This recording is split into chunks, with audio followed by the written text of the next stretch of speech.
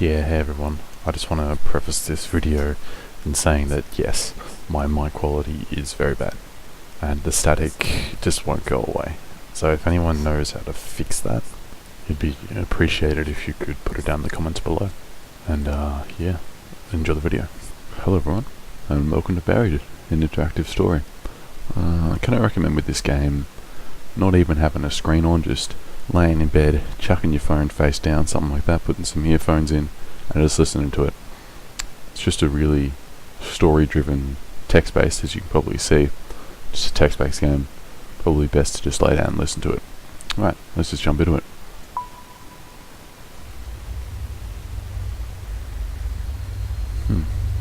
Looks nice. But with a game like this, sound, oh, there we go. I open my eyes, and the first thing I want to do is scream. I'm flat on my back, and everything seems to hurt. The trees overhead look familiar. It's a clear night sky, almost beautiful. Except for the fact that this means I've been out in the Gulf for at least 6 hours. But there's something wrong. I don't remember what, but something happened, and my head. My God, my head hurts, and a ringing in my ears. Was there an accident? An explosion? I remember Dennis screaming, but after that, I can't remember. As I sit up, I notice that my hard hat has been thrown off. I look around the area, but it's not here. It feels strange to go anywhere without my hard hat, but I've got to find it. Find the other members of the crew, sorry. They could be in danger. Alright. Don't know. What happened? Something happened? An accident? He wants his hard hat, he's probably a worker of some sort. Forget the hat, I don't know. You're in a work site, if something happened, it might be good to use the hard hat. Could protect you from something. I get up on shaky legs and look around for a moment. A few nearby trees look to have been splintered and broken at the base recently. They certainly weren't like this earlier. Searching for the hard hat feels normal. It makes me feel like maybe there isn't something wrong here.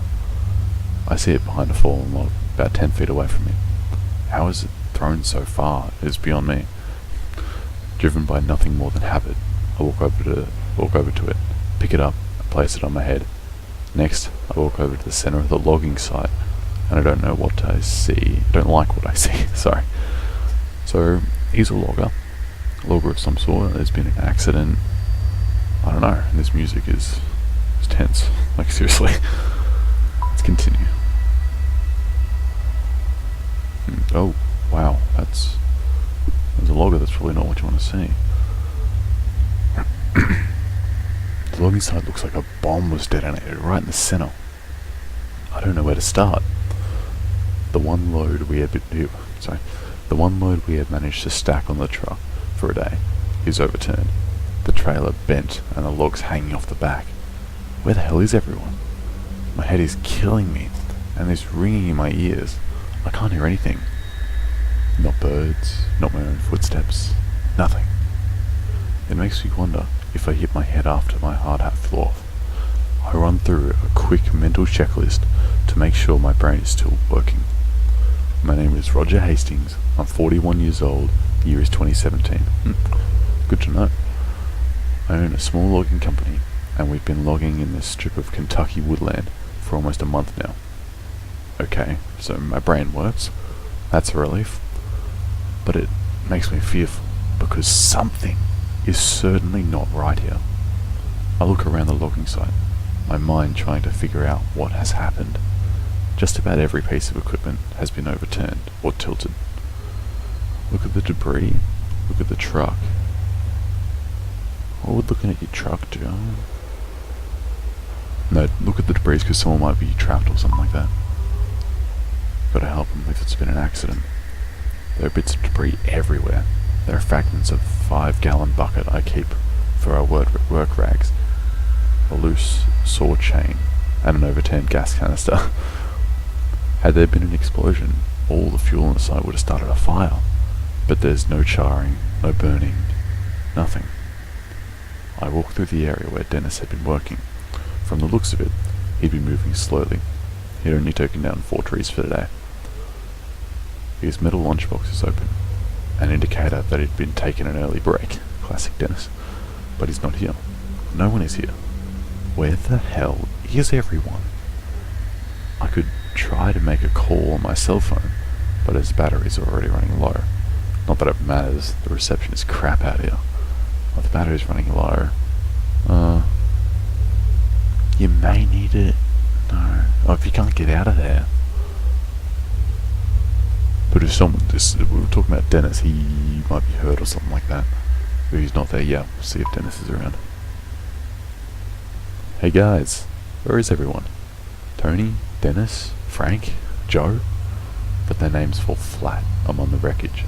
I get nothing back other than scaring away a few birds overhead. I can English.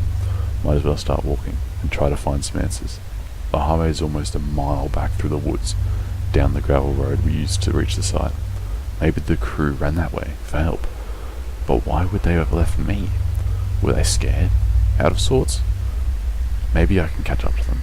But with my truck turned over on its side, looks like I'll be walking. My God, I can't even remember what I was doing before waking up on my back. Wait, what's that? Underneath the bulldozer. Oh my God, it's a leg. It has to be either Tony or Dennis. Wow, the dozer looks unstable, like it might roll some more. Oh, that wouldn't be good. Might not be safe to get close, but at the same time, I can't just leave him there. Looks unstable, I might roll some more. But if you try and get him out, I might roll on you, buddy. So how about we don't? Sorry, Tony or Dennis. There's no point putting myself at risk. That thing could tumble again, yeah, I wouldn't want that. It's pretty clear that he didn't survive, yeah. Damn. He had two kids. He had two kids too. Both sons. In my shock I stumbled back, suddenly tripping over a stray log behind me. The hard hat I'm wearing collides with it as I fall, doing its job. Am I glad I got that? But what's more startling is realization that Tony is dead. Well, I can't stay here. I have to find Dennis, Frank, and Joe. I have to find out what happened here.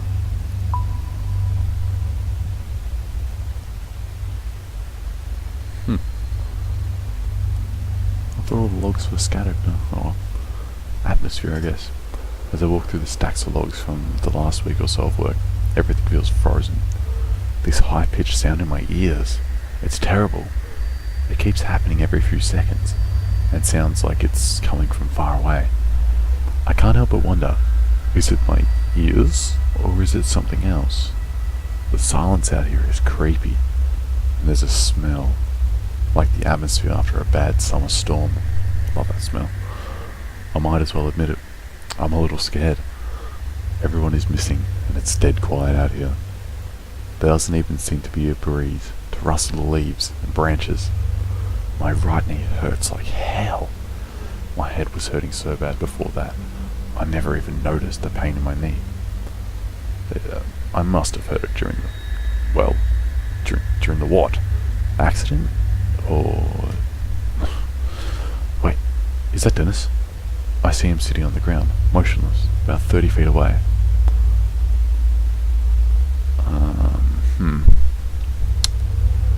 We walk up to him or yell out. We'll yell out. I don't know why. Dennis! I yell. Dennis! Can you hear me? Dennis lets out a shout, like someone waking from a nightmare. Then he looks back at me from the ground. Yeah, Roger. I He hollers back as I head over to him. Dennis is built like a wrestler and has the tough personality to match, but in this moment he looks disoriented and even a little anxious. Though I'm glad to see him, the fear on his usually confident face is alarming. What the hell happened? What's going on? He asks. You think an explosion? There's no real evidence of that, because as he said, nothing's charred or burned or the fuel's not gone. But that's really, yep. The crew's missing. That's something we really got to look out for. Missing? Then it says, where do you think they went? I'm not sure, I say. But it has me pretty freaked out. Something's not right here. Still standing on the ground, still sitting on the ground, He looks around the woods, as if he is just now understanding the severity of the situation. The equipment was overturned, the dozers too, I say, shifting my hard hat and wiping my forehead. You okay? I asked him. Yeah, just shaking on. Yeah, me too, mate. This might be the most intimate conversation Dennis and I have ever had. While he and I have always been on good terms, we've never been particularly close. I've always respected him though. Sure, he's come to work a few times, looking like he's been in a bar fight the night before. But also, I've seen him do an enthusiastic impression of a dinosaur as he played with Tony's kids while they waited for their dad to finish up his shift. It's then that it hits me. Dennis and Tony were good friends. I'm not sure I want to rattle him with the news of Tony's death right now. Not before we know what's going on. But he has a right to know. Now, if I keep a secret from him, he's probably going to look around the site anyway for the other guys and find him, and it won't be good for me. Nah, we'll tell him. He's got to know he's his friend. You're up front about Dennis, about Tony. Dennis's eyes fixate on me, startled. He was crushed onto the dozer, I say. Dennis pauses for a moment, like he is trying to understand what I said. His eyes narrow, and his bottom lip quivers. Shit, he says. And I can't tell that he's fighting back tears. So he and Tony had been tight, almost like brothers. Hey, he adds quickly, as if trying to escape the reality of Tony's death. Did you see that light? No, I say. What did you see? I don't even know, Roger, he said. It was like this flare of white light. It came right up out of the ground like an explosion. So there was an explosion, I said. Maybe it was some equipment, or this is no equipment.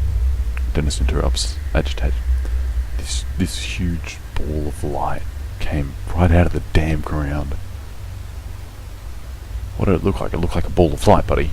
Where did it go? Yeah. I don't know where this thing went. It could cause any more chaos. It just shot up into the sky until it was out of sight. No, when? I'm not sure, he answers. But I'd finished about 10 trees for the day and was about to top one. That's when it happened. You were almost done with 10 trees? I asked. Yeah, he said, looking at the ground. You know, I wouldn't want to take a lunch break until I was done. And that's when the light blew up. Why? Don't you believe me? No, just judging by the damage.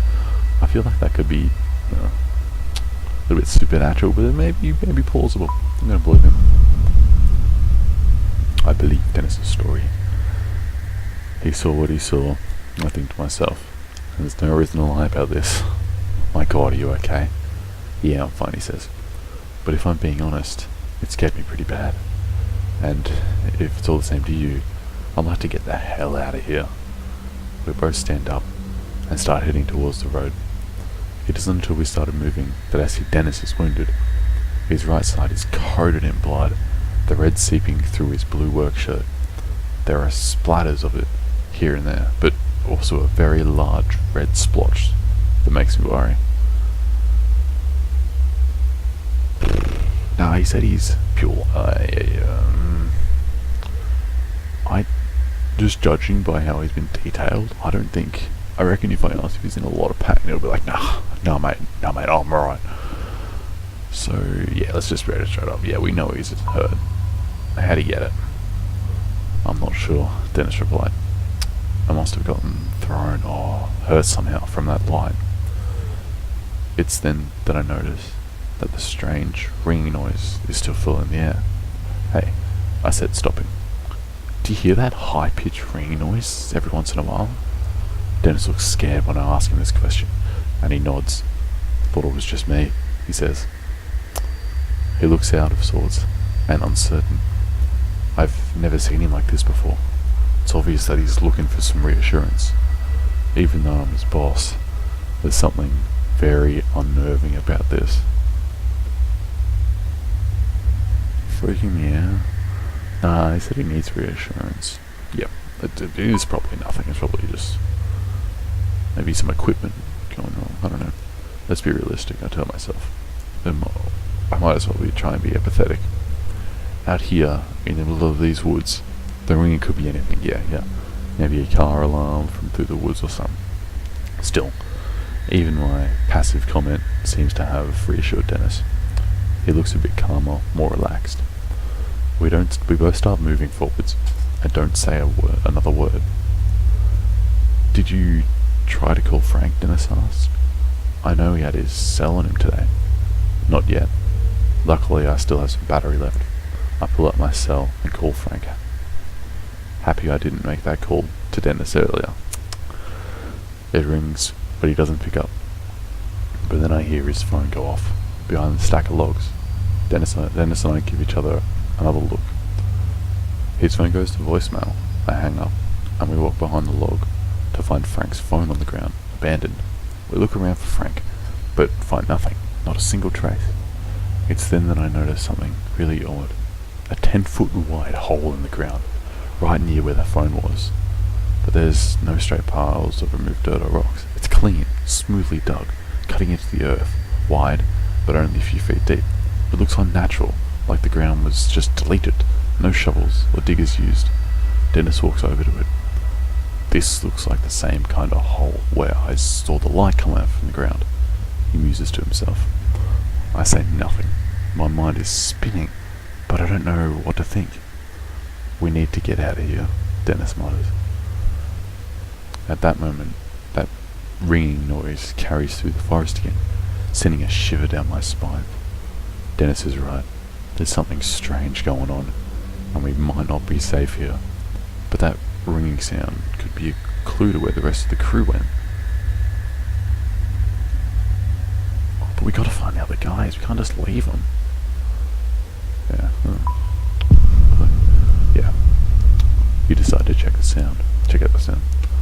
Something's not right, I say.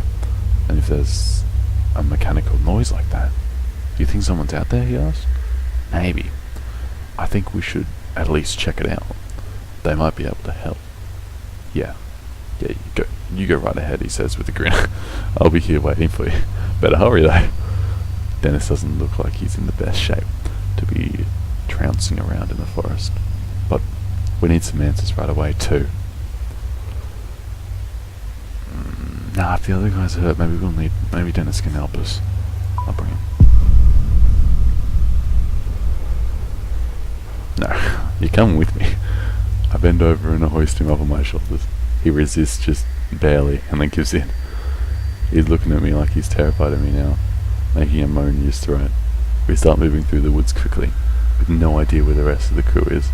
I worry they could be in danger. Every trail area looks exactly the same. I grew up in the country, and I can find my way around the forest without much problem, but I'm feeling dizzy. I'm leaning against a tree when I see something that has no business being out here. Our logging crew has been out here for 3 weeks, and I've never seen it before.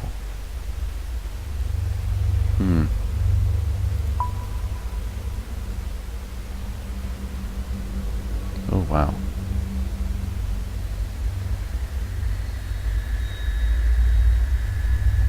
It's a small building, sort of like a mixture of a shack and a bunker. It looks to be made of concrete, but moss, weeds and plain old erosion also makes it look sort of mystical. It looks like something out of a demented version of a medieval fantasy movie. What the hell is this? Dennis asks. I've got no idea. I've just plain old got no idea. You purchased this land, right, boss? Dennis asks. Didn't you survey it? I certainly did, I say, getting a little defensive, but this wasn't here. Do you think the others maybe went in here? He asked nervously. Why would they do that? I asked. I don't know, but they aren't out here. If they aren't inside, they're probably dead, like Tony. Right? He looks at the ground like as he says this. I want to go inside, not just to find my crew, but also to appease my curiosity. That ringing noise is coming from inside, but something about this place seems incredibly strange, especially located all by itself out here. It simply does not belong. I wonder, Do we knock or just go in? Dennis asks. I can tell that he's trying to make it a joke, but it falls flat. I am starting to think his humour is a defence mechanism for his fear. We both look ahead, take a moment to realise what we're about to do, and start forward. We get no more than 3 feet closer when Dennis wobbles. Now, reach out and steady him. There's no point just saying. Reach out quickly, straining my injured knee. Oh, sorry, buddy. I barely make it to him in time, grabbing him under his arms and keeping him from hitting the ground. I'm okay, he says. Just, can you help me walk for a little while? Just help me inside, please. I can't deny his request. I've never seen him this weak, and it's a little uncomfortable to see.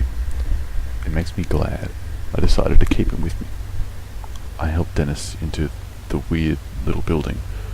The front door opens easily, and even though there's clearly a lock on it, maybe the lock was supposed to keep someone in. It's hard to tell. I still hear that ringing noise. It's definitely coming from in there, stretching out in front of me. It is a small interior to match the outside. The building is totally empty. There's a concrete floor and dingy, featureless walls. There are no windows, giving the place an even more isolated feel. Still, we hear the ringing noise coming from somewhere in here. It's louder now, more prominent. The interior seems confined at first, but a small set of concrete steps leads about 5 feet down, revealing a corridor. Okay, revealing corridor, let's just, continue.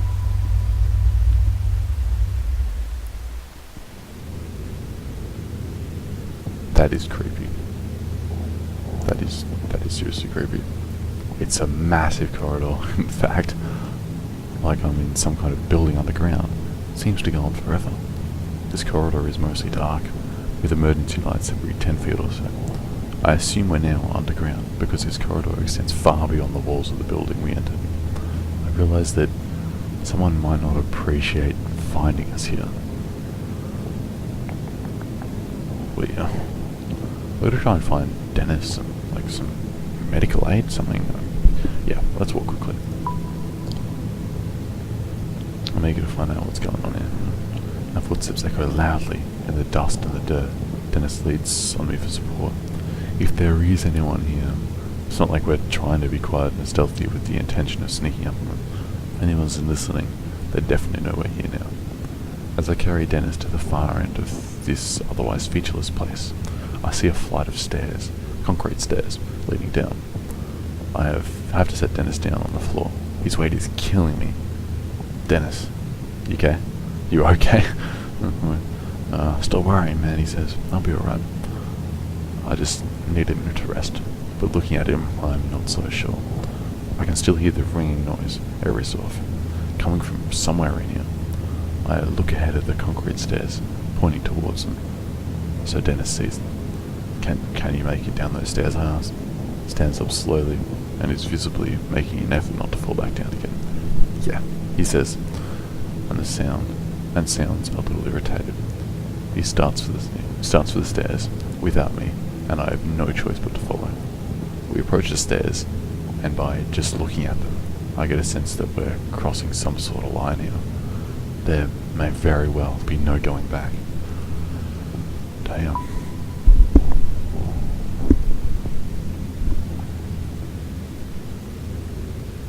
They are some creepy stairs to go with the street, creepy hallway. As I head down the stairs, I notice they look aged.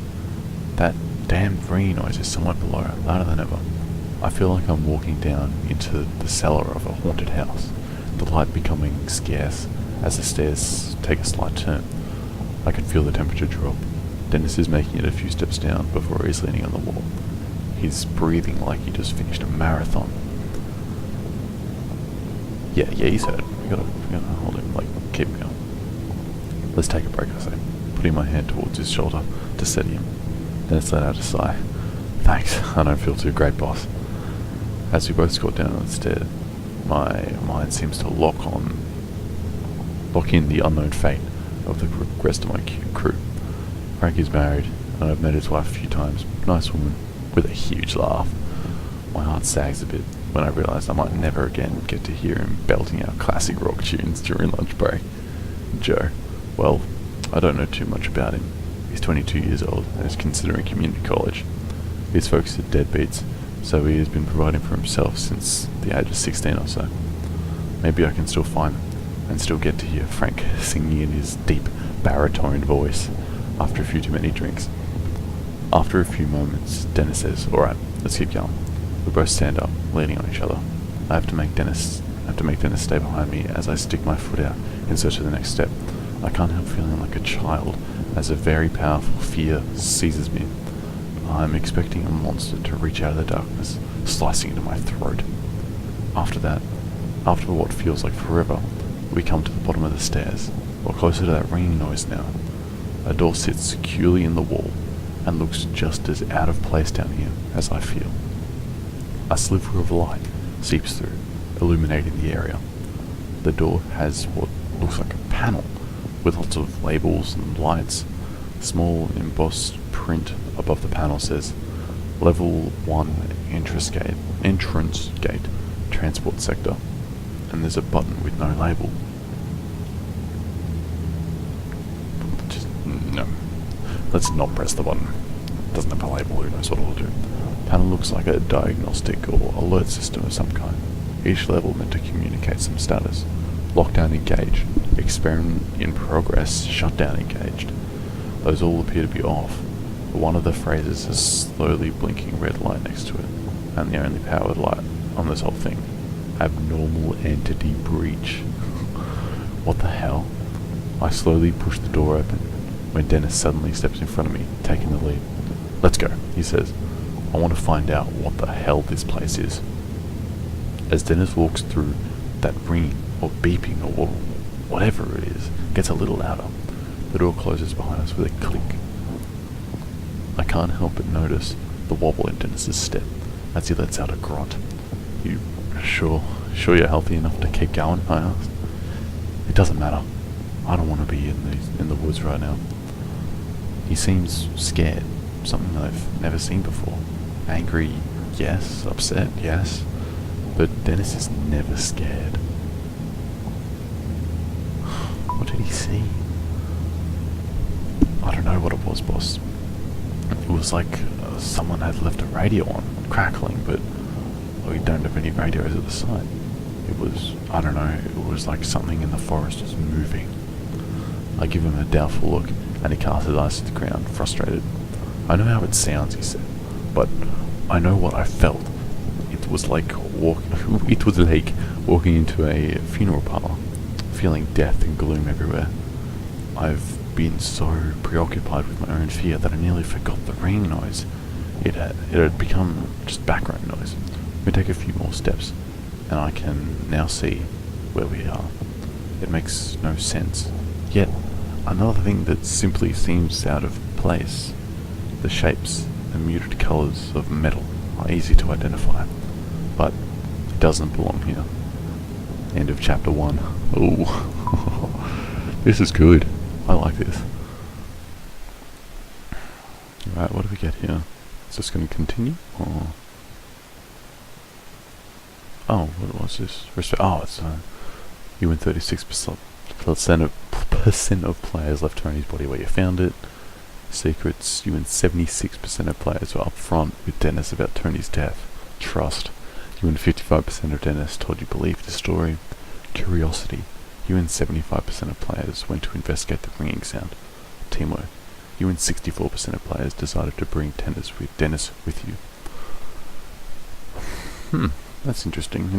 This game has been out for a little while, so maybe those results are people who have replayed it and chosen the good answers, the better, I don't know, the ones that continue the story, I don't know. They're probably skewed in some way from like everyone's first playthrough, but yeah, that was good. Well, I guess we'll end it there. I'll probably have chapter 2 out in a couple of days, by the time it uploads to YouTube, but yeah, I guess I'll see everyone later. Bye.